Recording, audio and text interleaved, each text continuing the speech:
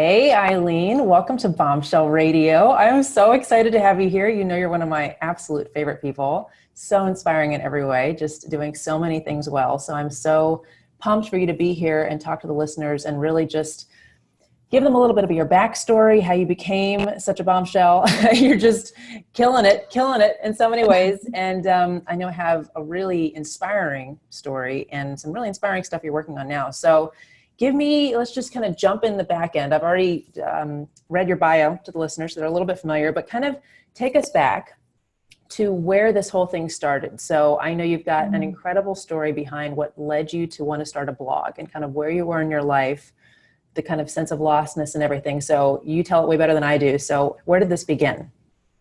Well, Jackie, thanks for having me. And hey, everybody who's listening. I'm so excited to just spend a few minutes with you guys. Yeah, 100%. I just, maybe about 4 years ago, I was pregnant with my third child. So I've got three kids. I have an 11, 9, and 4-year-old. Right there. Yeah. So I was, but my doctor was like, you are under so much stress, you need to go on bed rest. So I was ginormous. I was working full time, but I hadn't realized like that I just wasn't managing life very well. So I was like, wait, what? You want me to what? You want me to go on bed rest? And I had like never even considered that that might be a possibility. But there I was about 7 months pregnant. And I was just like, I had to stop working. I had to take a leave of absence, laid out there like a beached whale on the bed.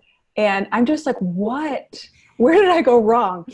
Yeah. You know, and I hadn't realized that so much stress, my body was having like these intense Braxton Hicks contractions like that were actually felt like a lot like pre-labor, but it was way too early.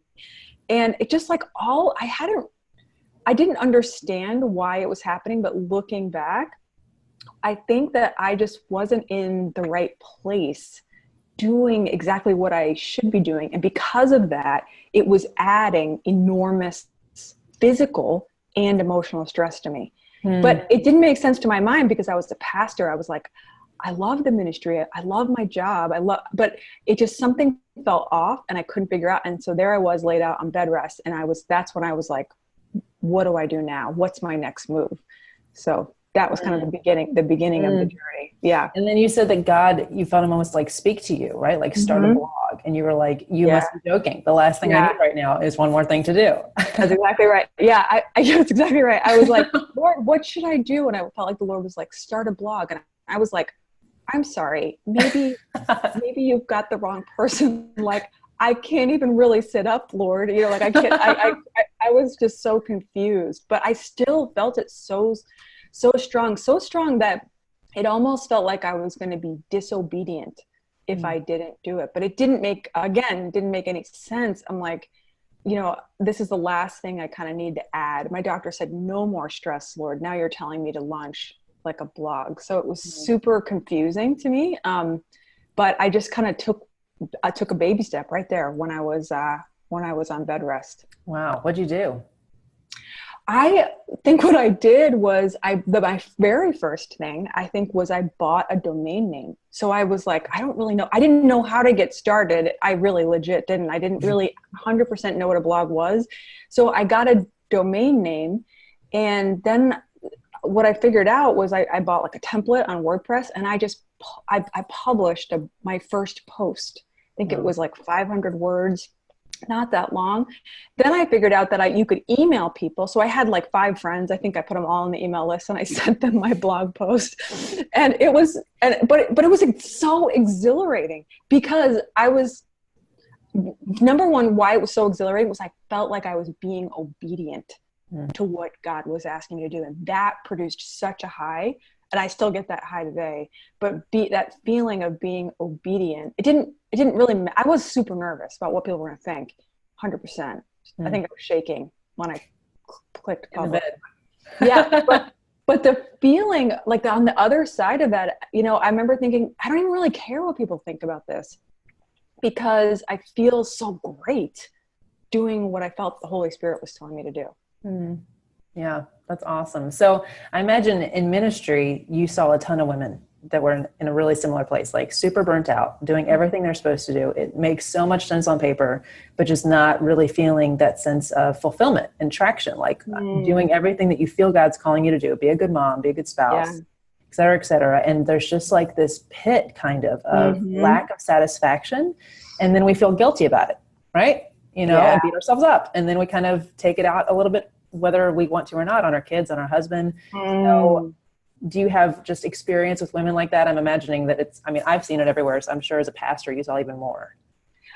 Yeah, 100%. I feel like we in the church, and I'm saying we, and I'm taking ownership over this, have done a disservice to women in many respects. And one of the ways I feel like we've done a disservice, and especially being in ministry, is not teaching from the Bible that God wants you to pursue the desires that are in your heart.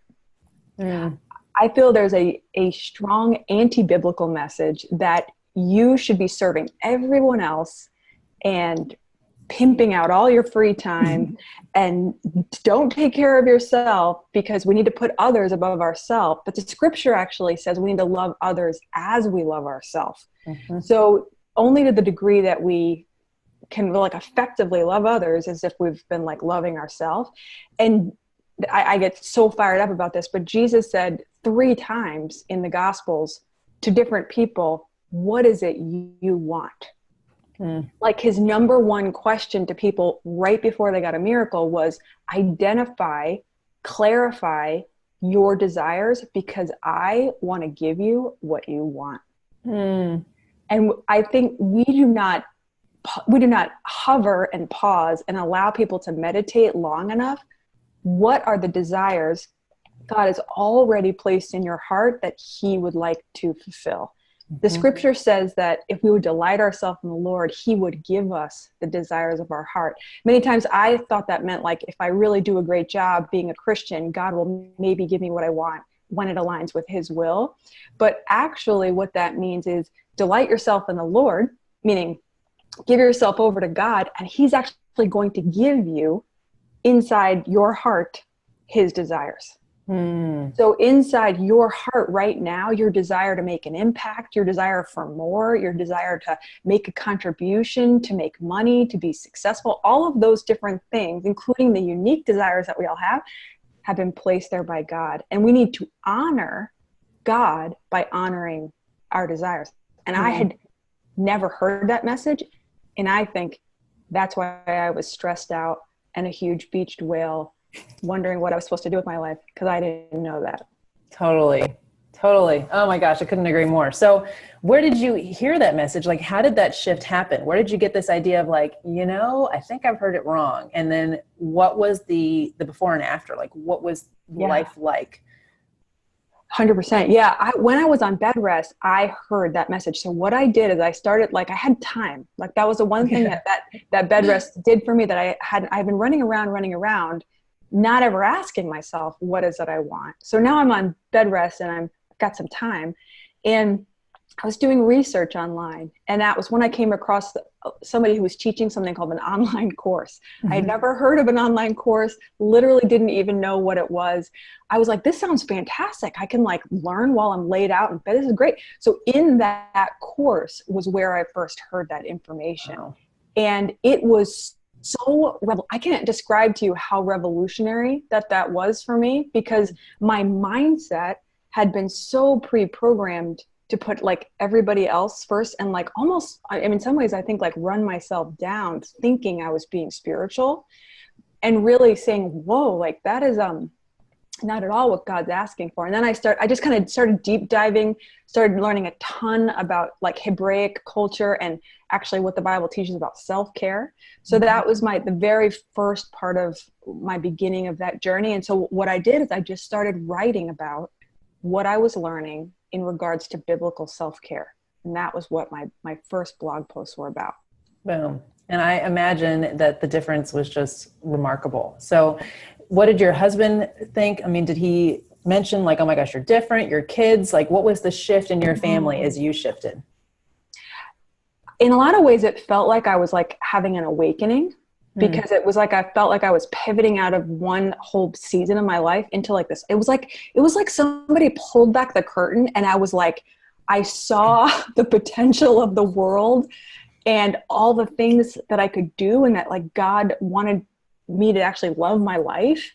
And it just started like, I don't know, it was like a side window opened up, and I was like, I'm jumping through there. Like, and so in a lot of ways, my husband didn't really know what to do with all that. And I kind of became like an obsessive, crazy person, learning about like how I could become the best version of myself, and like different things that I could do to help people online. Like, I didn't know that I could teach courses. I didn't know that I could write books. I didn't know that I could go on television. I didn't know that I could start a podcast. Like, all of these things started opening up, and I was like a little kid in a candy store or a playground. I was like, I want to do everything. This is so much fun.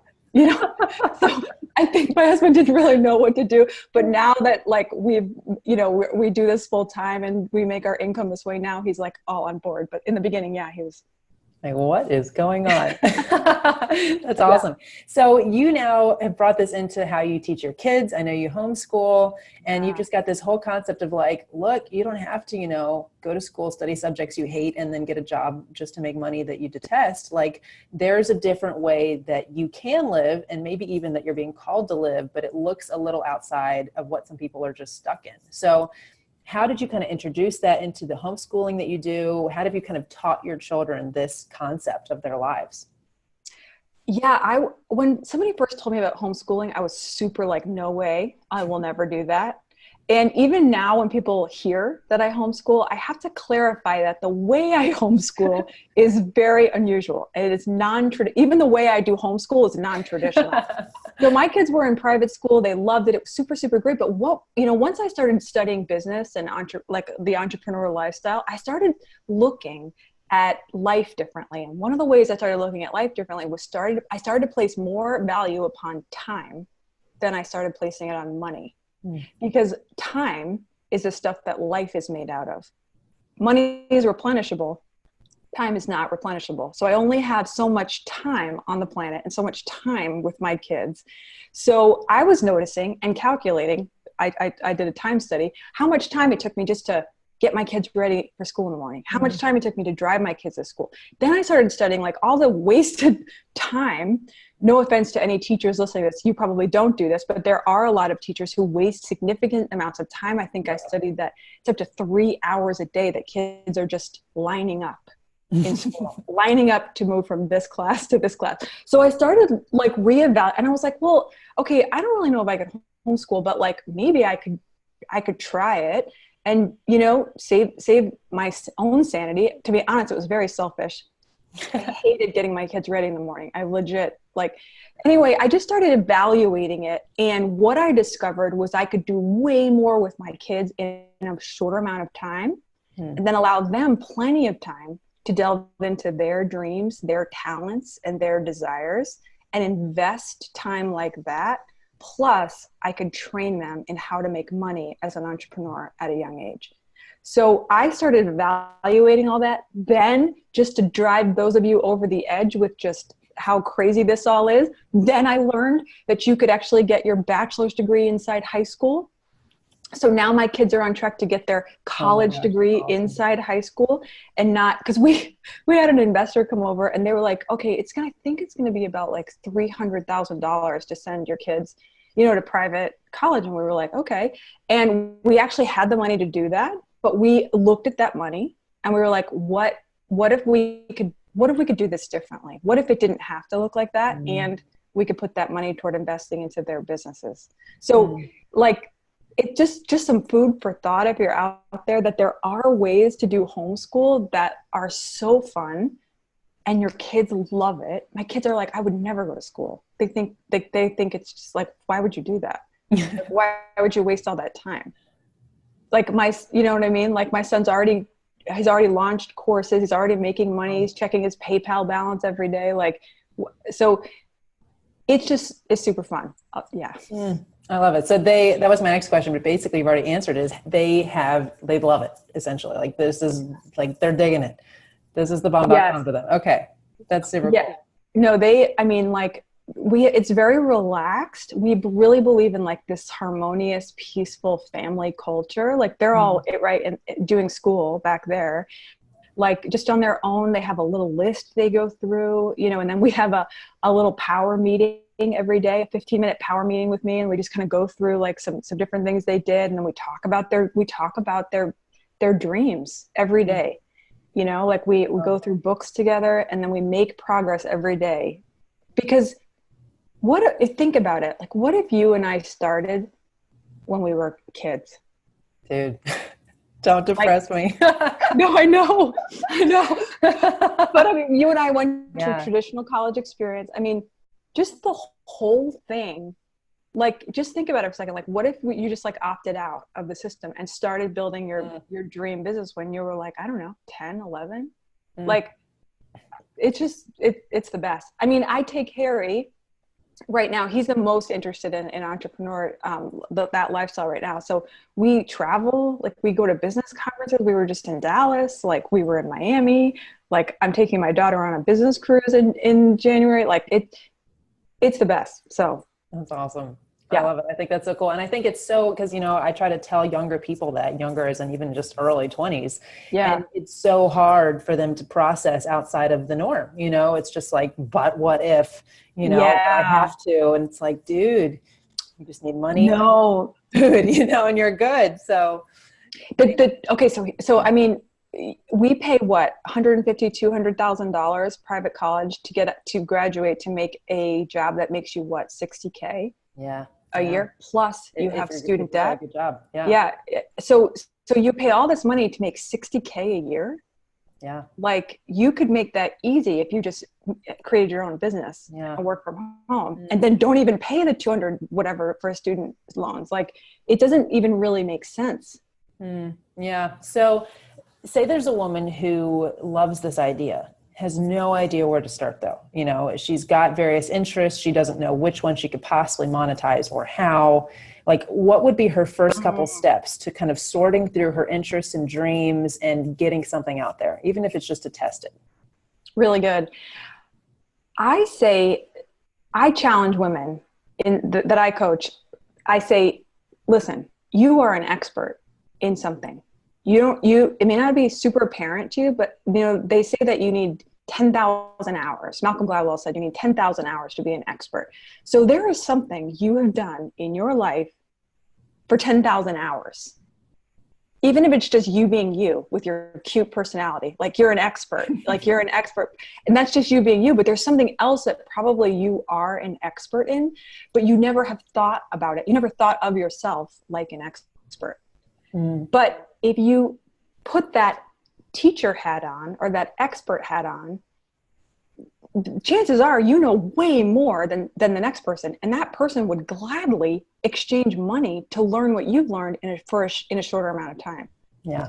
So I didn't realize that I could just declare myself an expert because I had been trained by the miseducation of our society that I needed a certain amount of time to get a degree so I could get certified and then turn around and say I'm an expert. But you don't actually have to do that. You can just be an expert. So that is the quickest way, but pivoting someone's mind, that's kind of the hardest thing that I do as a coach, is pivoting someone's mind to say, I give myself permission to call myself an expert. And that's what you did, right, Jackie? Yeah, I mean, totally. you 100% did that. Absolutely. Would that come easy to you though? You know, I think because I had gone through so much schooling, I was such a good student, valedictorian, you know, all these and I had checked that box, and I still wasn't happy, and I wasn't making a difference, which was killing me. And so I remember being at a conference with the American Association of Christian Counselors and talking to, her name is Shannon Etheridge. She's written books like Every Woman's Battle, that kind of thing.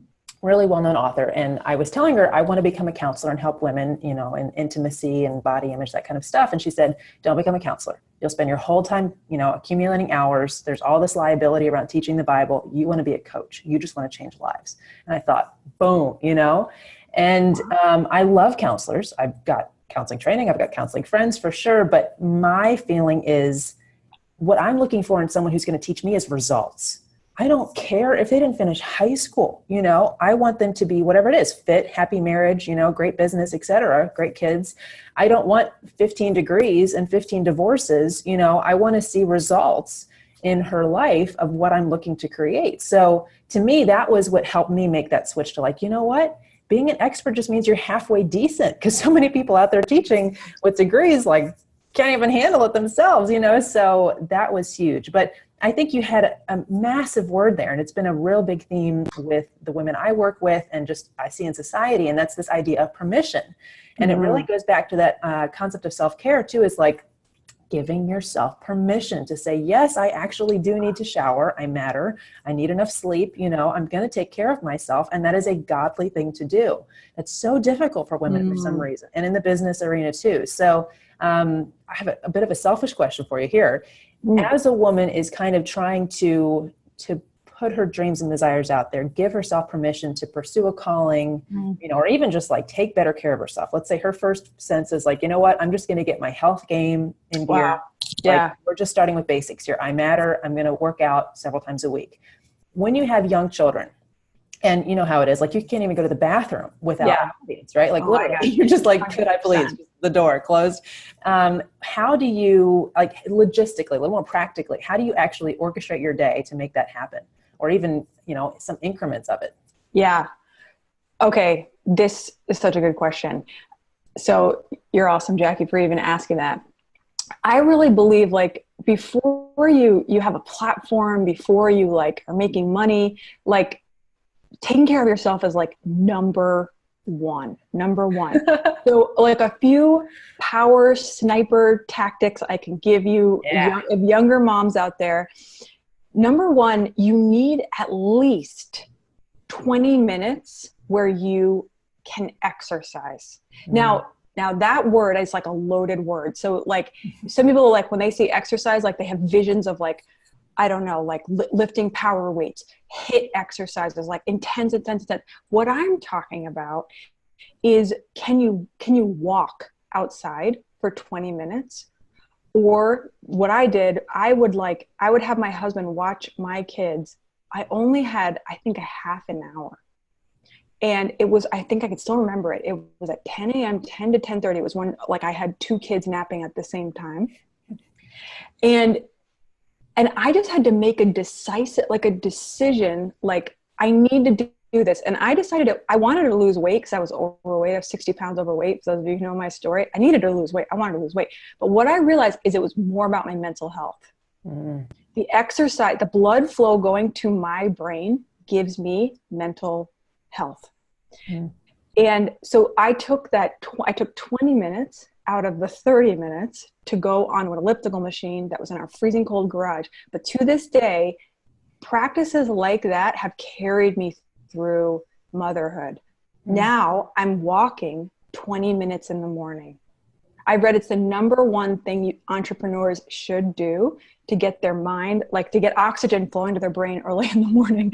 So I would just encourage you, maybe you can't do like some intense exercise thing, but can you do 20 minutes of walking or something like that? Because that will produce, it's like a keystone. It's like I don't know, it just changes your whole life. I don't know how else to put it. It just literally changes everything in your life.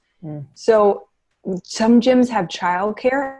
I did that at a later season when my husband went back to, like, he started a different job. So there's something, you can figure it out. You just have to ask yourself, how can I make this work for me? Yeah. So, and I think that concept, like making a decision, right? Because decision means to cut, right? Decisive, like this is happening. And for me, that always happens when I've reached a point of, I am so fed up with what's currently happening. Like I can't anymore. The disgust in my life or myself is at the point of max, and we're changing. So there's that. And then I think the self-worth piece, right? Because for a woman to say, I've got 30 minutes, I've got a pile of laundry, I've got a pile of dishes, I'm going to go for a walk. It's huge, like huge for some. No doubt. It's absurd that it's huge, but it is. And the beginnings of building that self-worth, self-love muscle of like, I am worth 20 minutes of my day. And Yes. it's amazing. And then what happens is, I'm sure you've seen and you live for sure, is that you become someone that your children want to become, right? Because as they're growing up, first they just need like everything. They need their behind wiped, they need food, they need whatever. And then they start to kind of look around the world and think certain people are cool, or you want to be like certain people. Yeah. So if you're taking care of yourself and being your best self, pursuing your dreams, your goals, your callings, taking care of yourself, your kids will want to kind of be like you, rather than you constantly having to pull them back in from rebellion because they just look at you and are like, no thanks. Which I think is a big thing for women in the church to realize. They're trying to keep their kids in church. They're trying to get their daughters to want to be godly women. You've got to present what a full godly woman looks like, or they're just going to see somebody who's overweight, overwhelmed, and unhappy, and going to think there must be something better elsewhere. So I love that you're living that. I haven't even thought of any of that, Jackie, but that's a really great point.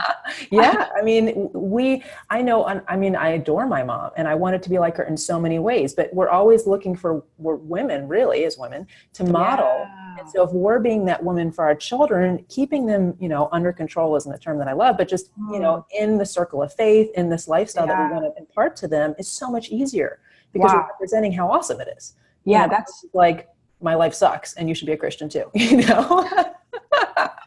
No, that's good because, in marketing, they talk about like attraction marketing, like it's like you just kind of live this attractive lifestyle and people are attracted, but I never thought about in your own home. In your own home. Yeah. Like you be the attractive character in your own home. Yeah, I didn't think of that either. That's good. Yeah. We'll just tell Russell Brunson that we added to this book. That's good.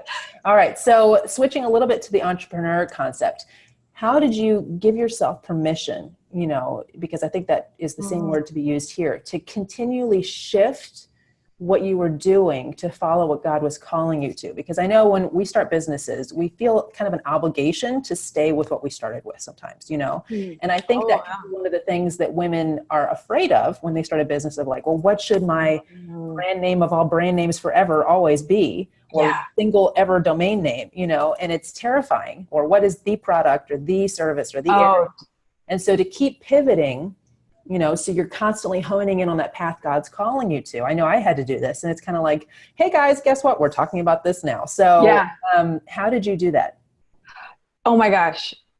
Well, I have so much to say. First of all, I feel like I was so paralyzed for so many years. Like, for instance, the first thing I wanted to do once I started getting awakened was like, I want to write a book, but I had no idea like how to do that. And you can become so paralyzed, like I was for years, just not knowing how to do something. But what I have learned is the whole thing, you just make it a game. You make it a game and you try to see how much fun you can have just starting and trying things. That's awesome. That's how I have learned to like love your life and at the same time change other people's lives. Because like if you're having so much fun, other people, it's like contagious.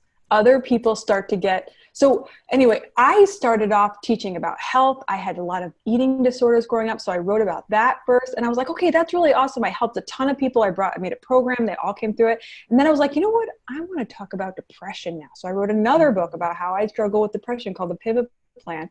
Helped a ton of people through that program. And then I switched. I was like, you know what? Now we all feel healthy and we're all over depression. Now we kind of feel like we want to like start something out in the world. So I started helping women launch their dream, and first discover their dream and then launch their dream, whether it was a ministry or business. So that I've landed on, but that's been a 3-year journey. And I just kept pivoting the whole way through, trying to have as much fun as I possibly could. And whenever I did that, I noticed huge results in other people's lives and also in my income. Interesting. So I would just encourage, because you get into like almost this primal like monkey brain when you get like, how do I do this? I don't know what to do. So you don't do anything. But if you just like unsubscribe from that and just go, hey, you know what? I'm just gonna try stuff. I'm just gonna have fun. I'm just gonna have fun, and it's gonna work, and it's gonna be awesome. But I mean, there's so much to say to that, Like that's what you were talking about earlier, is finding those desires, which we've always been so afraid to acknowledge, or they can't be important, but that's God's calling. So as you're following that desire and just having fun with it, That's probably where God wants you. So it's probably where things are going to work out the best. I have no, like, I'm sure that, I think I heard, who was it? I'll find out the philosopher who said it. But when he said, oh my gosh, she's going to come to me. But he said, love God and do what you will. Like, love God and do what you will. I think he was basing it off 1 John 4:9.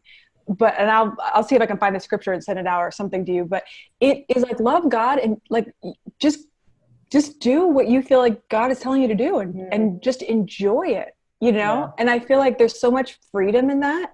And so almost every day, I think I have it on a sign. I'm like, are you having fun? Like, are you having fun? Like, are you just have fun? So like, I mean, write a book, just have fun. Launch a blog, just do it and have fun. Be like, hey guys, I'm just going to try this, you know? You do not have to do something for 30 years after you start it. Like, you are not committing. There's no like, I don't know, like blog police or like branding and marketing police. Like, you don't have to be ball and chain to that thing for forever. You know what I mean? Yeah. Yeah. So and what I'm hearing you say too is like the idea of pressure, you know, and it's like, so it's pressure versus permission. And are you willing to just be like, you know, I can do this and I can feel the pressure as I do it, or I can do it and I can feel fun and I can just give myself permission to like enjoy the process. It's the same process. It's just, how are you going to go through it? How are you going to let yourself go through it? And I think we're so used to pressure that we feel like a good girl when we feel pressured. And it's like, it's what we run around saying, oh, I'm so busy. You know, there's just so much going on. It's a default because it's so much better than being like, dude, my life is freaking awesome. And I sure hope yours is too, because that sounds arrogant, we think. And so we just stick with this concept of pressure. Yeah. And it sucks, you know, but we think it's the right thing to do. That is so interesting. Cause I kind of feel like if you really hate your life and you are not having fun, I kind of feel like there's something wrong. Yeah, for sure. Like there's something's off. Like you're not doing something you're supposed to be doing, or you just haven't discovered it yet, but that should be a sign, because you should love your life. Mm-hmm. Like you should. I believe that's like how God wants us to. Yeah. But you know, and that's okay. If you're listening to this and you feel like that, I got you. I felt like that lying on my bed. And what I became, you know, I've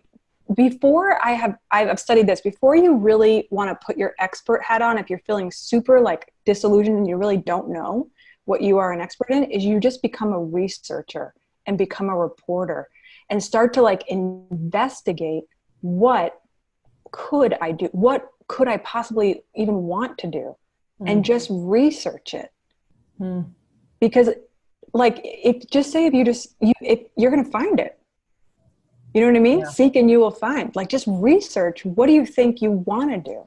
Yeah, that's awesome. And I think it gets into so much of our theology is underneath that, right? Because I know that growing up in churches, we can often feel like God is a God of a happy family. God is a God of, you know, obedient kids, but is God a God of like fun and dreams and just like enjoying yourself? You know, he doesn't have time for that. Like, we've got wars and stuff, you know? So, just allowing your theology to extend to the fact that God is playful and enjoys being God and wants you to enjoy, you know, life as his creation, which doesn't mean that there aren't hard times, but that being in his presence, his joy can permeate whatever you're doing, and that it's okay to pursue greater joy that he's calling you to. So there's so much there.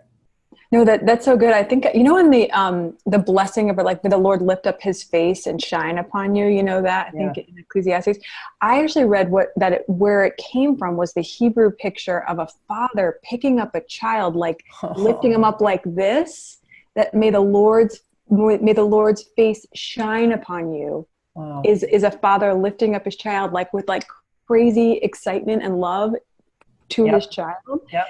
And, you know, I feel like that expression is something we need to allow ourselves, like you're saying, for God to let his face shine on us with that kind of excitement, passion, and love. Like, God is crazy about you. He is crazy about you, and he made you just the way you are, with just the desires that you have that nobody else has. And you don't have to like wonder why you don't look like somebody else, or you don't like do something as well as somebody else. Like, there's something inside you that's so rich and so amazing, and so, like, it's just God, it's just waiting for it to come out of you. Mm-hmm. So give yourself permission to find it. And the best thing about being an entrepreneur is you can create whatever it is that's in your heart. Yeah. Oh, totally. And I think, it's like, it's the stifling of these dreams and desires. And even this just idea that God enjoys our joy that leads to addictions, that leads to all kinds of problems. So, I mean, you've seen it too with eating issues, with depression. It's like our body and our mind want something that give it pleasure. And if we deprive it of what is good pleasure, it's going to go and default to something that's not so good. So this is not just like, oh, that would be so nice for me to, pursue my dreams, maybe some day when I have time. I see this as like a command that's going to keep you and yourself out of trouble and then give a light to your children. So there's so much that's important here. So tell me a little bit about the work that you're doing now. I know you're working with kind of entrepreneurs, helping people kind of launch dream ideas, dream businesses. Mm-hmm. How are you supporting people now? And what are kind of your things that are lighting you up? Yeah. Now I feel like I have really landed on like my assignment, that I feel like God's given me, and because it lights me up so much. This is one of the signs I know when I find a woman she gets unstuck. What I'm helping them do is get unstuck. There's women who feel very, very, very stuck. They're really just not sure kind of like what they should be doing or the potential that's inside of them or what they could do. So I coach women through like an 8 to 10 week program right now where they get unstuck, they clarify their best business idea, and then I kind of handhold them, walk side by side with them, implementing that idea and launching it out into the world so that they make like profit off of that passion. So my whole goal is like many times people don't think about sustainability or like long-term but I really feel like you need to think about monetization and scale when you're in the beginning. Cause that's one of the reasons way back, like in 3 or 4 years ago, I didn't think at all about that. I was just kind of, start a blog, write a book, but I didn't think about some of those things. And I wish somebody had to like help me through and also given me crystal clear action steps. So that was that's why I created my coaching program now. I love that. And I'm sure that women are getting like absurd results because even when you and I just brainstorm, you give me these like light bulb moments that I'm like, that never would have occurred to me. So I love it. Okay. So I want to wrap up a little bit with some rapid fire questions, hot seat questions, which I know you're going to rock. What is bringing you the most joy right now? My children getting older and me getting to travel with them. Ooh, that sounds awesome. I want to get there too. That sounds fantastic. They're just like the coolest little people. Like before, like, when they can't really talk and it's like a whole different season, but now it's like, we're like brainstorming 10-year business plans. You know what I mean? Like, it's just so fun. Ridiculous. I think also there's like an oxytocin hit as a mom. So like when I'm in like these business meetings and I just hold my son's hand. Do you know what I mean? I just love every part about being with them. So that's probably that's so cool. Bringing me the most joy right now. I remember when I used to ask my mom, like, why would you have kids? Like, cause my brother was like 8 years younger than I was. And I was just like, why would you do this? And she said, you create your own friends, you're making your own friends. And so that's what I hear in that. I love that. That's beautiful. Okay. Something you do most mornings, doesn't have to be every morning cause we're mamas and life's crazy, that brings you life. Yeah, no, this is an easy one. This is me walking down by the park outside my house. I listen to like motivational audios or motivational music, mostly audios, but I'll just walk. And I also just think about what I'm grateful for when I'm walking. I just think about it. It just like fills me up so much. And I don't even try, but I'm just like smiling like a crazy person walking along this path. And I get so sad if I can't have that walk. So that definitely, yeah. Love it. And that goes right to the next question. What are 3 things you're grateful for right now? So what are you thinking about on those walks? Yeah. I always start with my family, then I start like with my business, and then I start like like what, the next circle out for me is like, what I'm grateful for is going to happen in the future. So I always start with my family. I always picture my kids. I picture my husband. I'm like, so grateful. My God, you've blessed me so much. I'm so, so grateful.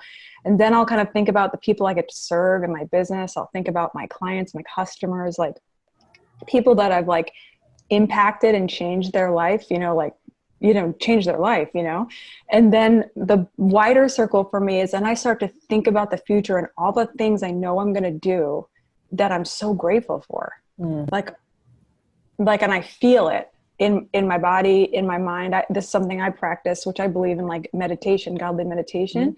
And, New Age calls it visualization, but actually it's a biblical principle, but thanking God in advance for what he's going to do. So I will picture speaking. I will picture hosting my own live events. Like I will picture writing more books, the kind of income I want to make.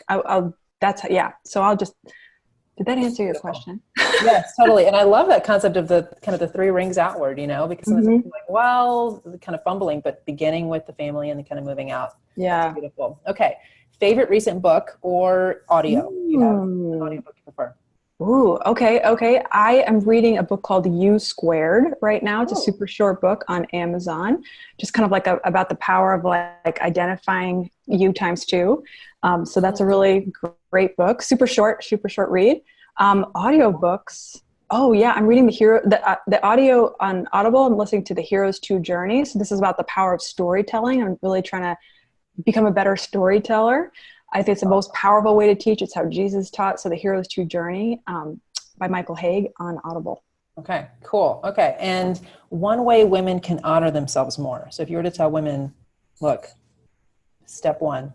Ooh, I kind of feel like women should put on makeup. And that may offend some people. We need to have a whole nother hour podcast for this one. I feel like I know women who don't want, and that's fine if that's like where you absolutely feel like your conviction is like you shouldn't wear makeup. But I have noticed that when a woman puts makeup on, not a ton, maybe kind of concealer, mascara, some lip gloss, that they feel a shift in how they feel about themselves. And especially for the moms listening, the amount of times that you see yourself in a mirror around your house is pretty high if you're staying home. And maybe even if you go out, like God forbid you go to like a mall and then there's gonna be mirrors everywhere. Like you should honor yourself by reflecting back to yourself an image that you feel proud of, because it will remind you. Say it again.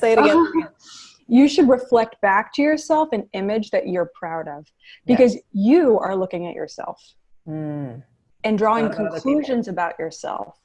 And honestly, if you feel great, like about yourself, your actions are gonna look different that day. You might even be nice to your kids. I mean, I don't know. I'm just saying that women should consider, even if they're not going to see anyone that day. So, okay, this is something that I, even if I'm not going to see anybody that day, I'm going to look at me. Yeah. So something to think about. Yeah. No, I do that. I do the same thing because I've finally identified, even though I work from home, even though half the time nobody sees me at all, if I look like a mess or I feel like a mess, I'll act like a mess. Just my whole behavior, sloppiness, words, everything. It's just grosser. Mm-hmm. Okay. 2 more. Your advice for life in 1 sentence.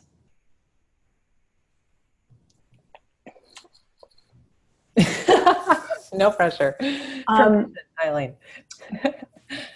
I would say honor God, but then rule over the assignment that he has given you. That's awesome. Love that. Very powerful. And then anything else you want the listeners to think about or know, kind of like closing thoughts? I would just say question everything you think you have to do in life. Things that you think other people expect you to do, or like that you've sort of resigned yourself, like I have to do this for the rest of my life. Like what if that wasn't necessarily true, and a whole nother path and a whole nother avenue could be opened up to you by God? Just allow that possibility, because God wants you to be happy. Mm.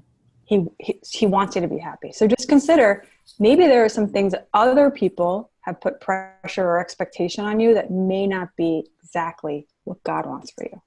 That's awesome. So definitely the case. And you see it all over the Bible, you know, God calling people out. Like, you are calling this my word, and it's not my word at all. You've made it up, you know, so really powerful stuff. Okay. So where can people find you? So you've got 2 books, The Brave Body Method and The Pivot Plan, both of which are phenomenal. So tell us where to find those, and then where we can find just your general website, what you're doing right now, when we want to work with you, and come follow and join your world. Sure. Well, yeah, if you struggle with body image or confidence, the Brave Body Method is a 4-step plan towards self-acceptance. So you can find that on Amazon, or I think you can get you can get the book free for just shipping and handling at thebravebodymethod.com or bravebodymethod.com. Sorry. Pivot Plan is on just Amazon. And then to find out more about like confidence courses I have or business coaching I do, it's at eileenwilder.com. EILEENWILDER.com.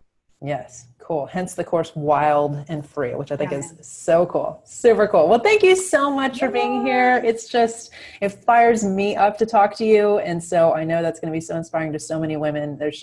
You've had such a gorgeous journey. And what just strikes me about you is that you've been faithful with every step of that journey. You know what I mean? With your family, with your body, with God's calling on your life. You've never said no or never given up, even when it's tough or confusing. It's just like, I'm going to do this. And then you add joy on top of it, which is just like the icing on the cake. So really, really beautiful to watch the way you do things. So thank you for being here.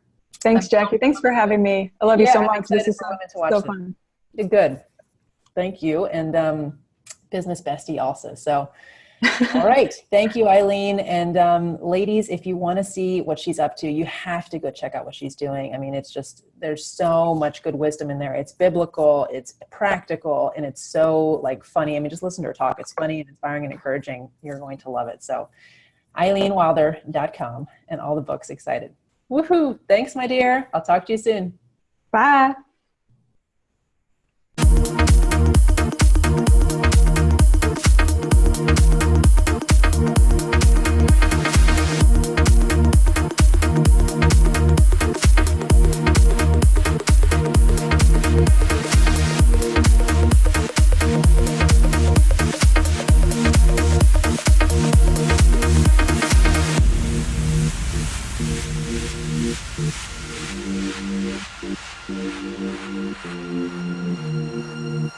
Thank you.